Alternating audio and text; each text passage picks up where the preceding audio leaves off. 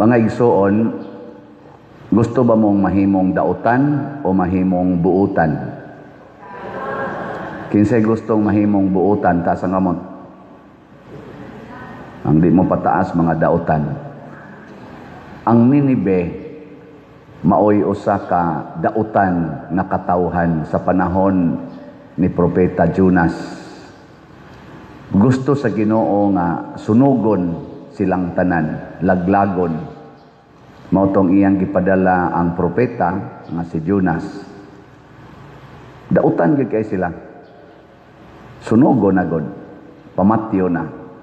Pero sa dihang nakabati sila sa mga pulong sa Ginoo pinaagis bakba ni Jonas, nagbag-o sila og ilang gibasulan ilang mga sala, nagpuasa og nagpaubos atubangan sa Ginoo gikan sa kinatas-ag ranggo ilang hari hangtod pas ilang mga hayop. Og nausab ang planos Ginoo, wa na sila patya. Nana. Ang mga tao sad sa panahon ni Hari Solomon, matod pa ni Hesus, hastag itong Raynas Habagatan, na attracted kaayo sa mga pulong ni Solomon, kay gitagaan man siya kaalam nga Diyos nun. Nakaroon, pag abot ng Hesus din his kalibutan, ang mga tao, dili mo tuo nga siya Ginoo. Lingi ay mong tupad. Yung na mutuo ka nga si Hesus Ginoo.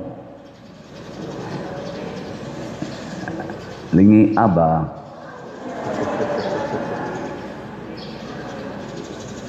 Hangtod karon ang mga Hudiyo, daghan kay nila karon, gani ang ilag yung pinaka main gyud nga Judaism nga relihiyon, dili pa gyud mudawat nga si Hesus Ginoo. Ug daghan sarong mga tao nga dili gyud mudawat nga si Hesus Ginoo, bisan pa gani sa mga sikta nga nagtuo Ginoo, di gyud sila mudawat nga si Hesus Ginoo.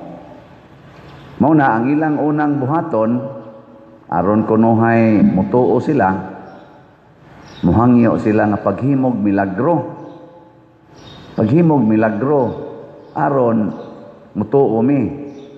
Di ba, daghan nato karon basta naa gani nagmilagro nga mga santos, nagmilagro kay nihilak or mitubo or mikatawa or duna ditoy naayo, duna ditoy nakapasar sa board exam, natawat sa trabaho. Di ba adto dayon ta magpunsisok? Mao na sila yung mga gipasabot nga wa mo tuo ni Hesus nga Ginoo.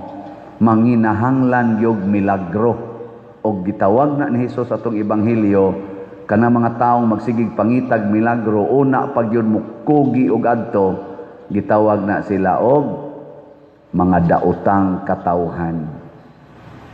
Na nilingi ana sa imong tupad, ing nagimilagruhan na ka dinhi, ing nagimilagruhan ka dinhi. Unsa may hinungdan nga ni amoron dinhi be?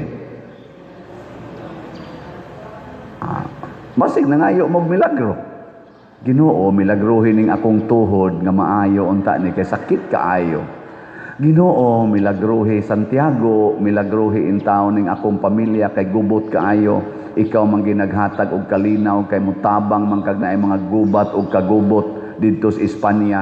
Ang ako in taong pamilya, Senior Santiago, tagay in taong kalinaw. Milagrohi in taon ning kabuot sa akong igsuon nga magsing pangilog sa among yuta, nag-away naman may aning among mga yuta hinuon. Ana ba? Milagrohi in taon ning batasan sa among pari. Hindi na lang kumusumpay. Milagrohi in taon ning among mga congressmen, among mga senador, ug ang among presidente, ug ang ICC, ug ang mga politicians aron mga usab ilang batasan di na mangawat ani among mga kwarta. Milagrohi in taon Ginoo, mutuo magilming naa jud kay milagro. Ana, mahimutang dautan sa matas Ginoo.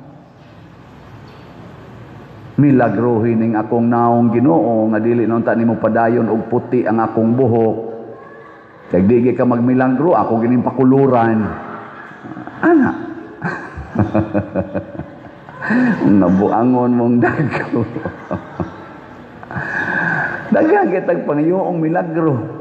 Kining akong cancer, Ginoo, stage 4 mo tuo pag yun ko Lord gana adyo kay milagro. Kuha ang taon ni mga cancer cells. I claim nga mawa gining akong cancer. Dautan ka. Ana ha? Ingo na sad mo sa inyong una-una. Padresyan, wala namang tingin mo tuo, Ginoo, tingalay. Uy, nagbasir ako sa Ebanghelyo, uy, naunsa man mo diha. Unsa man day mayong pangayoon sa Ginoo.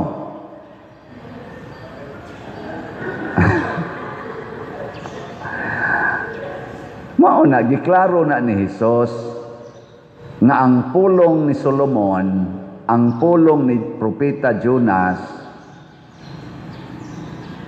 nakapausab sa mga kasing-kasing sa mga tao.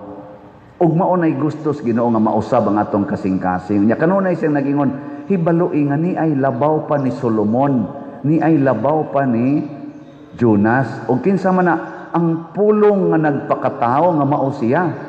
So ang iyang mga pulong mao atong sundon, dili ang iyang gahom atong pangayoon. Ang iyang pulong kay ang iyang pulong espiritu o kinabuhi. Espiritu gani pasabot gahom. Kinabuhi gani pasabot dili kamatayon, kaayuhan. So ang pagsunod sa pulong sa Ginoo maoy maghatag nato og kausaban. Karon bitaw dito sa ICC ang claim sa mga prosecutors kinahanglang prisuhon gina kanas president kana si di man sila motawag og President Duterte, bisag butangan pag former ang ilang itawag Mr. Duterte. Kinahanglang prisuhon gina siya kay dako kay nagna-influensya ang iyang mga daotang pulong, labi na ginang moingon siya patya na nahimo na ng daghan kay mga clones nga ang mga clones nga mga Duterte clones nga millions na nato sa Pilipinas nga para nila ang pagpatay mao nagyoy solusyon sa problema. Mao nang kinahanglan gina siyang prisuhon ug padugtaon diha sa prisuhan. Mao na ilang claim. Kay ang pulong kuno ni President Duterte gisunod kuno nato mga Pilipinos. Saman. Tinuod na dili. Ambot lang ninyo. Kamoy bahala di ang nisunod kas pulong ni President Duterte. Nya ang iya kunong pulong patya na. Ana.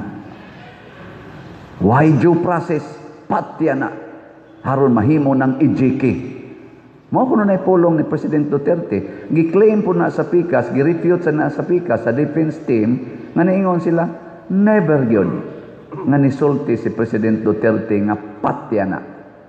Ang iyang gisulti, panalipdi ang inyong kaugalingon, pugsaan ng drugas, unya kun mosukol, ayaw paalkansi.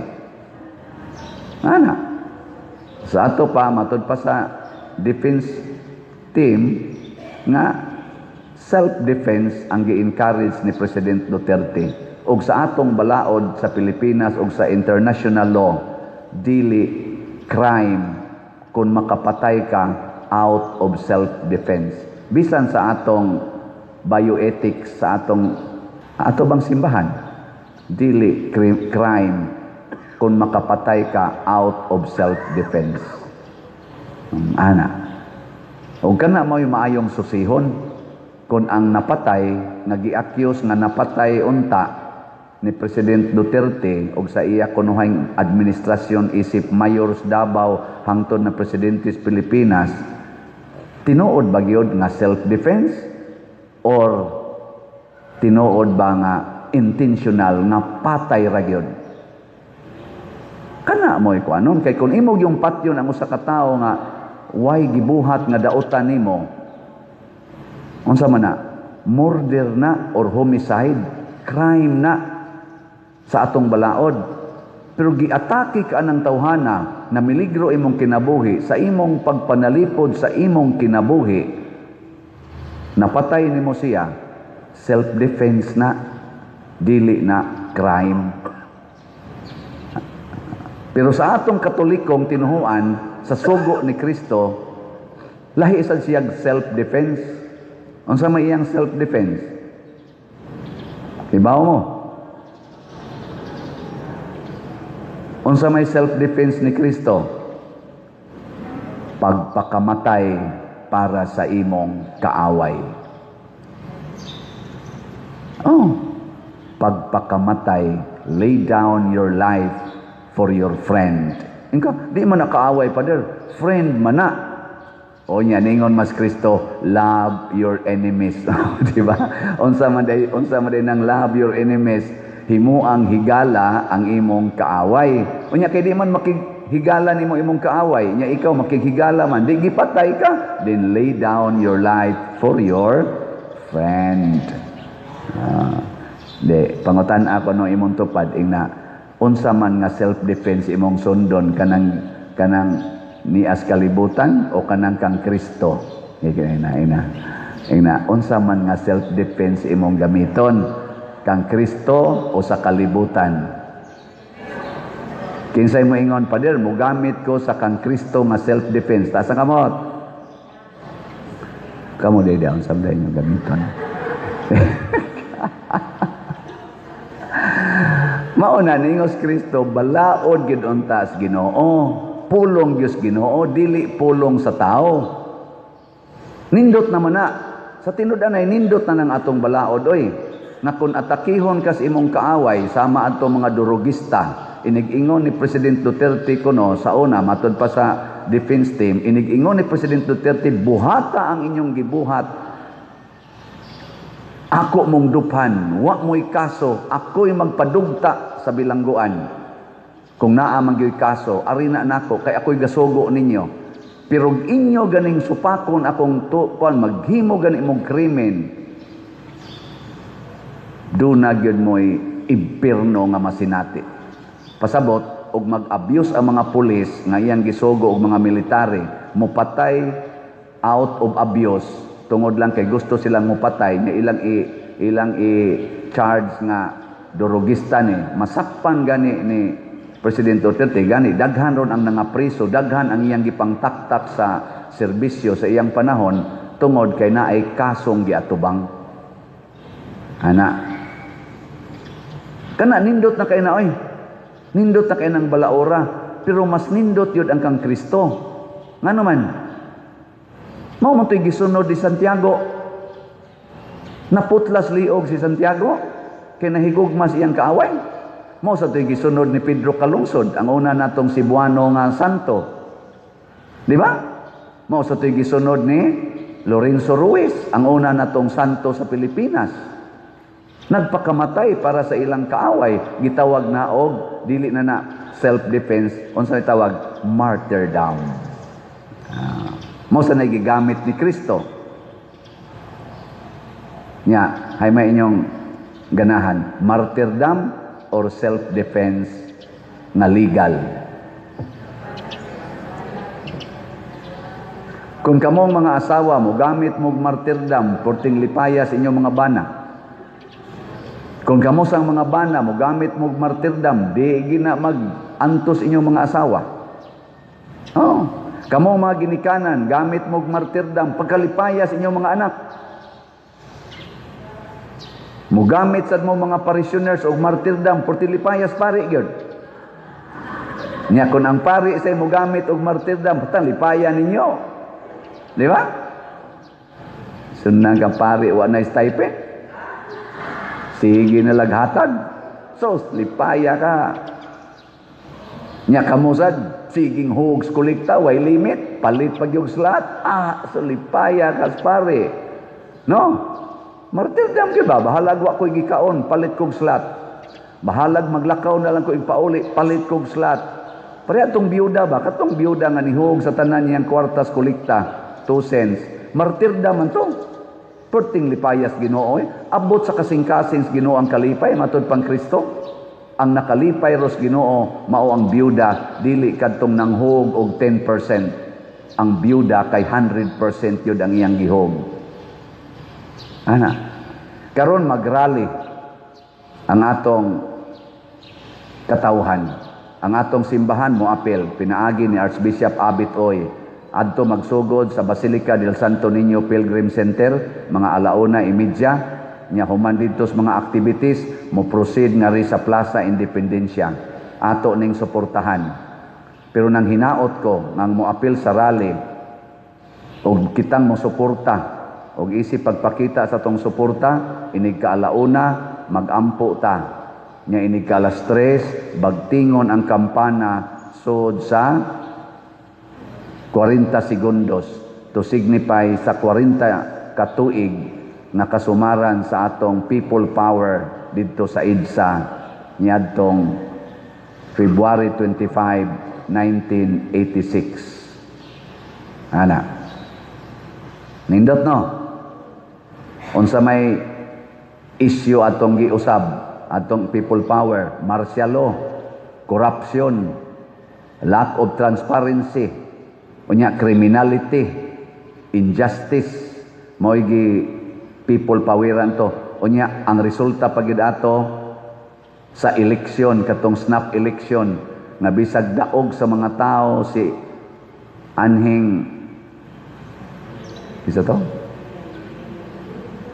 dili oy Kore iya tong asawa namatay naman to sama-sama namatay naman ko to si Ninoy si Kore to gasnap election against ni Marcos nya napildi Kore mao tong nag people power kaya mga tao ni tuo man nga nidaog yun napadaog nila sa Kore nya magic kuno ang resulta mao tong nidaog si Marcos Senior. Wa ba na mawa ba magpadayon kining akong gihisgutan nga mga crime sa atong katilingban? Nagpadayon wa? Wa na baroy corruption? Wa na bay inhustisya? Wa na bay pagpanglupig kadang usbon ang resulta sa eleksyon?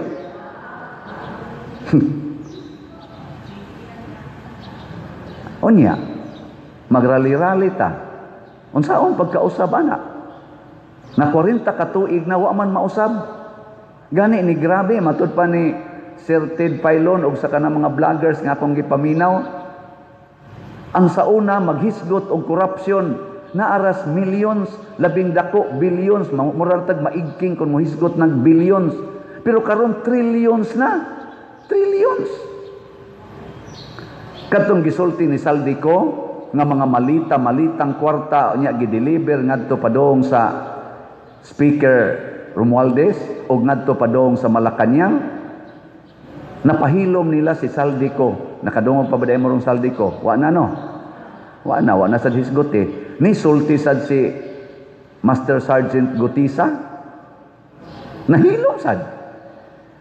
nahilom pero thanks be to God the other day na ay nitungha nga 18 retired Marines soldiers nga kauban ni Sergeant Gutisa og nitistigo sila napagid sila yung mga pictures ilas ang kaugalingong mga pictures mga videos og mga documentary og nag-issue sila nag-files nag-execute sila mga affidavit silang 18 ka buok og ilang gisulti didto apil mga pictures nya naay lawyer nga nagpataliwala nila na naroon sa social media nagkatag na nga ang mga malitang kwarta usa sila gihangyo nga mo deliver mo assist sa lain-laing okasyon ilang gipang-mention ang mga lugar na gideliveran una ang Kongreso sunod ang Senado sunod ang Malacañang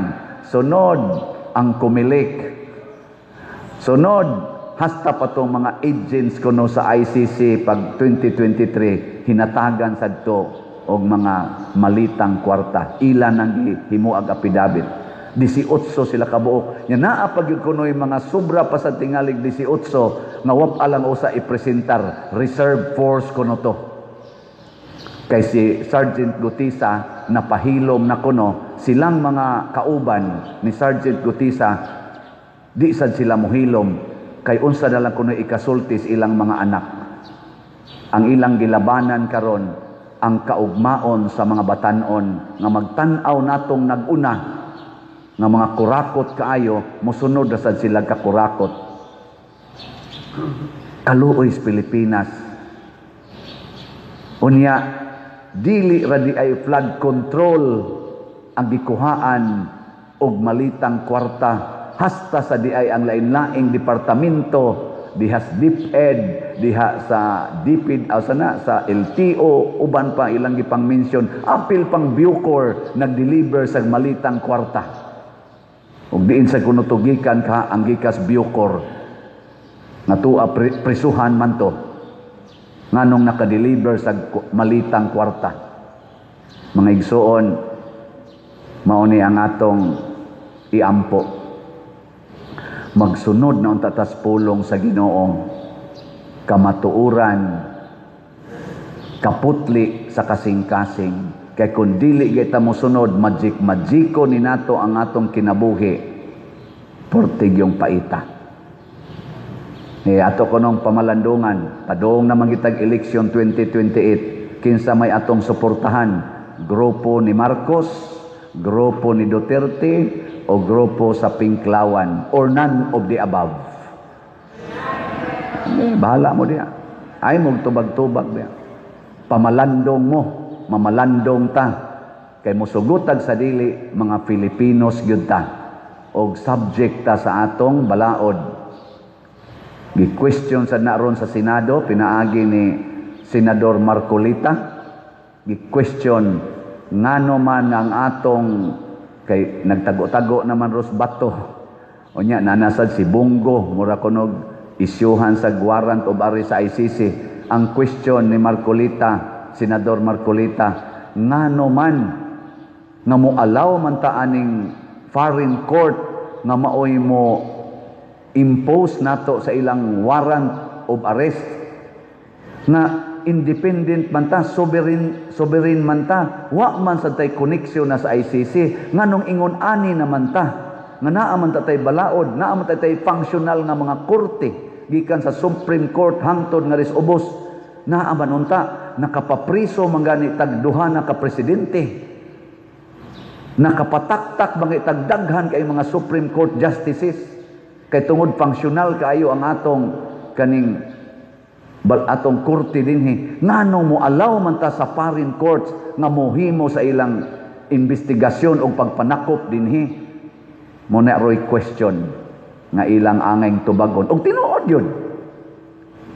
Sunan kay giingon sa prosecutors team against Duterte nga niingon kuno si Crispin Remulla kana rong atong ombudsman nagikas DOJ, wala nay paglaom nga adto pa na litison si President Duterte sa Pilipinas, kay sikat kay na siya dito, influential kay na siya, dili mudot ang atong balaod, gipakauwawan ni Remulla, ni Ombudsman Remulla, ang atong mga Supreme Court justices, gipakauwawan niya ang atong mga kaning mga regional justices, hastang atong mga justices nga ris ubos, ang atong mga lawyers na nagtrabaho rog maayos atong nasod, gipakauwawan sa atong ombudsman tungod sa iyang statement nga maoy gikutlo didto sa prosecutors team pag-abot sa ICC nga hopeless kuno nga anhi dinhi kanang hiringon, anhi dinhi litigation si President Duterte. Hopeless sa ato pa iya nang discriminate ang atong mga korte, ang atong mga lawyers nga naglihok karon, naglihok sa atong nasod, hastang atong justice system. Ingon anak na lang kita ka, wa nay gugma sa atong nasod. Kay wa na ta magsunod sa pulong sa Ginoo. Ang ato ra bagyong kanunay sultihon diha sa atong konstitusyon, unsa man, we the sovereign Filipino people imploring the aid of divine providence. Nakasintro kita sa Ginoo, anha sila diha sa korte, magkupot gina sila anang Bible, so help me God. Kana na lang unta, mubalik unta mo diha kamong mga nagda sa atong nasod, gikan sa kinatas ag ranggo hangtod sa kinaubsan, Mao ba nay gisultis Ginoo nga ngatong hustisya dinhi bawgon lag malitang kwarta?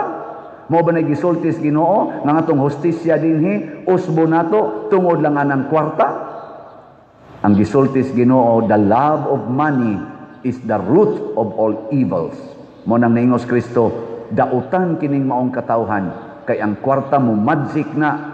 Ang napildi sa eleksyon, gipalingkod sa kumilik. Ang nidaog sa eleksyon, nitong niaging eleksyon, gitaktak sa kumilik, gimagic sa kumilik, tungod di ay tingali. Ingnon talang tingali. Og tinuod tong gisulti aning 18 Marines, kay gidelibiran man di ay tingali.